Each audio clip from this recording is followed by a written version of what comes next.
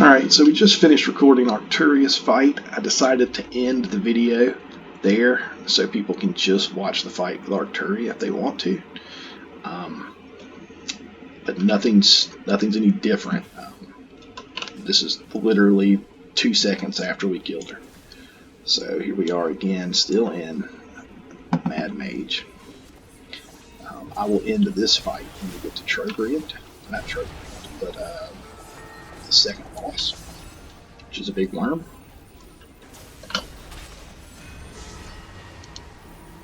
So whenever we get there, I'll end this video and start the next one for the end, which will be from there to Trogrind. So when those golems explode, they send people flying off, and if you get sent flying off the side, well, you're gonna die. So here's a little environmental mechanic. It's not really anything serious, but it is there.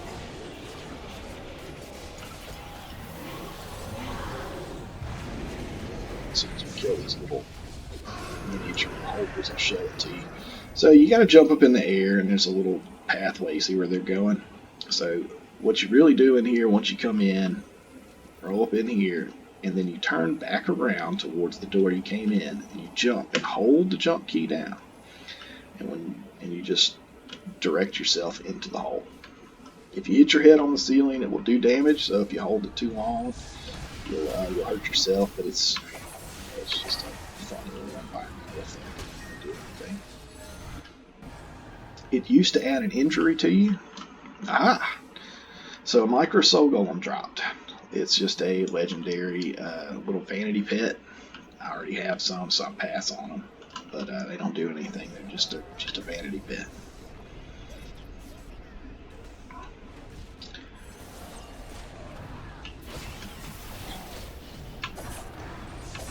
So I don't know if you've noticed, but the doorway was hidden behind an invisible wall. So you don't actually have to fight all the soul golems in that room, even though we did. But with some of the equipment they have out now, you get like a little ad to help you fight, and sometimes they'll run around that corner and fight those things. There's nothing you can do about it.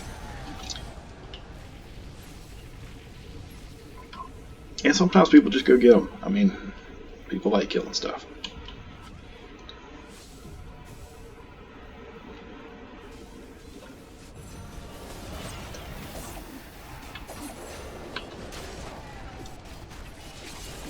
So there's a big baler down at the end of this walkway. He doesn't really. He's just a strong enemy. He's not hugely powerful. He doesn't have a lot of abilities. He has no more abilities than any other baler does, except he does this little jump in the air. It looks like he's a pit fiend. He does this little jump in the air. He'll probably do it in just a second. So there it is, right there. And it'll hop on the ground. It does good damage, not as much as the fires on the ground do. They do more, but it summons these little imps whenever he does it. So you get 5 or 6 ads every time, but the imps are weak, so it's not anything to worry about. And in order to get to the second boss, you got to get through the 2 gatekeepers. That was the first one. And if you notice, you're actually back where you came from. There's the little pathway that you just jumped up, and you came out of this wall right there that wasn't there before. So we're in the same place. You got more soul golems. These I don't think explode and knock you off to the side, but it's the advanced soul golems that explode, not the regular ones. But it's important to know what soul golems do, and you obviously have to, because you have to have unlocked, you have to have completed Undermountain, and you will have already fought some of those. This one is not in a random queue. You have to finish the Undermountain campaign to unlock the stuff. And it has a pretty decent item level requirement, but it's not as hard to reach anymore. I believe it's 20,000, maybe 21. Some people just run right past those enemies because they can't follow you into the next area, and you just run right past them and then hop down here and go to the next zone. So right here at this spot, as you see what the tank is doing, most people just run right past all the enemies and drag them all into one spot so you can fight them all when you get on the ship. And that's what he's doing.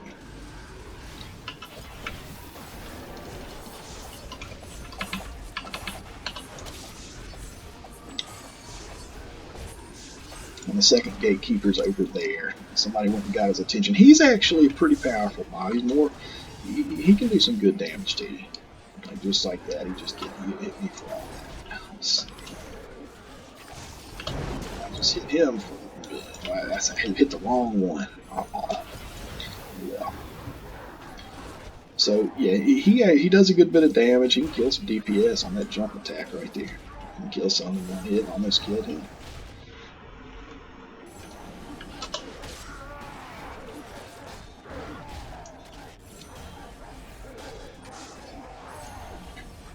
And once we go through this door, we are at the second boss. So initially, before you even go in to fight the second boss, the cleric or the healer will usually tell you where they want you to stand during the discharge phase of this boss. So what does that mean? This boss, at 2 points in the fight, one at about 85% and the next one at 50%. He will dive into the ground and he will stay in the ground. He'll dive in the ground at other times during the fight, but only on certain ones will he dive in the ground and stay in the ground. And that's at 85% and 50%. So when he does that, it leaves a hole in the ground. And if you fall in that hole, you will be back up here at the campfire. But also, it will, whenever he dives into the ground, all the sand and stuff starts pulling in towards him. And that pulls you in too. But it's a very slow pull. And it, you can just run against it. You don't even have to run fast. You just run your normal run speed. And rocks just start falling from the ceiling. Now, when the rocks start falling from the ceiling, you have to destroy the rocks before they get pulled into the hole. When they get pulled into the hole, the power gauge on the right side of the screen, which will be right over here, under here, is his overcharge, is what it's called, I believe. But his overcharge charges up. And at the end of the rocks falling, he will discharge the overcharge gauge. And however many rocks you let through will determine how much he's going to discharge, how long it's going to last. So don't be concerned when he dives in the ground unless he's at or below 85% health and at or below 50% health.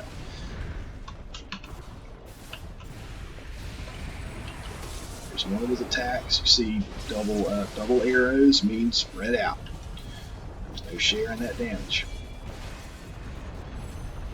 Two arrows pointing down and spread out. Alright, there he goes. He dived in there. See the sand swirling and the rocks are falling. If you are a DPS, it is best to equip some kind of ranged power.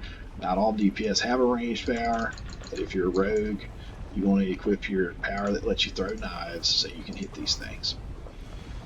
So as you see, the overcharge gauge is, 1/4 of the way full, maybe. So he's going to discharge about, maybe 3-4 times. So once he does this, you can't hurt him in this phase. So don't go over there and start trying to attack him. You come together, see the arrows in a circle, you share damage. You come over here and you share the damage for 5 minutes. Usually the cleric does not stand inside the damage with us. They'll stand because when they get knocked down, they can't heal anybody. But she's standing there. You can also avoid the knockdown. The rocks fall from the ceiling. You just roll, and the circles start to get brighter.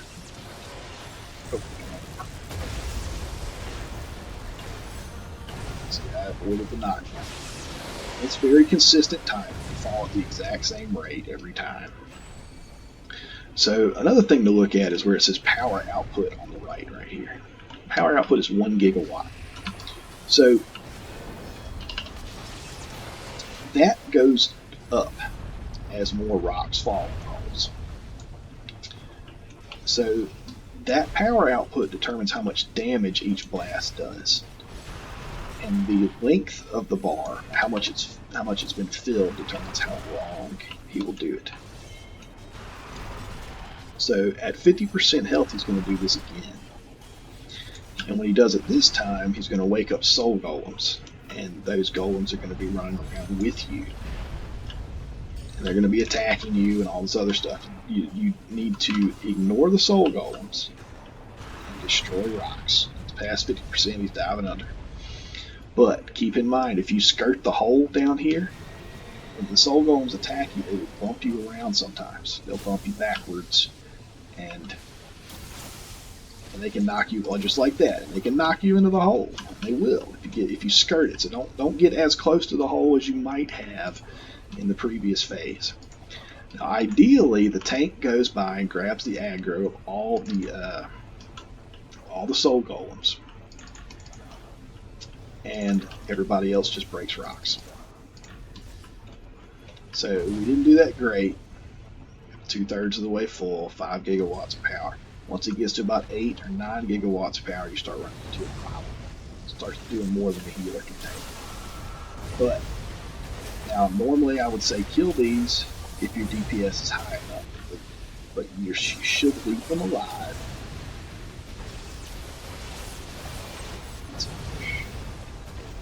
So the tank's getting knocked backwards by the soul golems. There's nothing you can do to stop yourself from getting knocked around.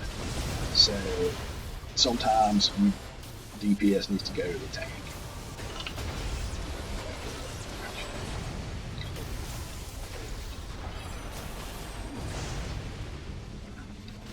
So it is difficult to revive people during this phase because the rocks fall at a consistent rate when you're knocking down. So you need to know how to do the roll or do some type of dash or whatever to avoid them, so you can then quickly pop back up. So the reason you don't kill the soul golems is because after this phase is over, you drag the soul golems over to the boss, and the boss will do his little sweeping attack, the thing where he just like spins around on the ground one good time and knocks everybody backwards. When he does that, it will kill the soul golems. Now, why is that important? We could just kill them. Well, they're important because it lowers this power output. This never goes down. The only way to make that go down is to get the soul golems to hit him. Now they're over there way too far. He's not bringing the soul golems, so we might have an issue here.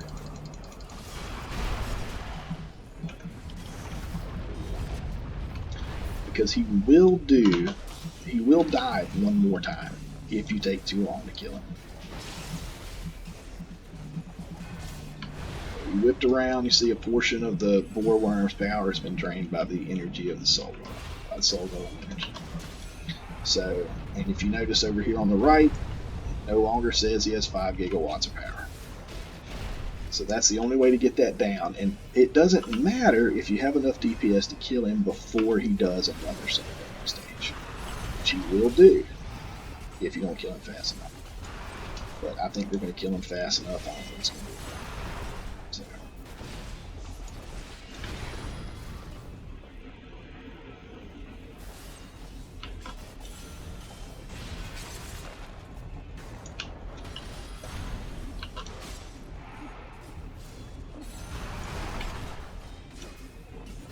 And that's it. It's done. That's the boar one.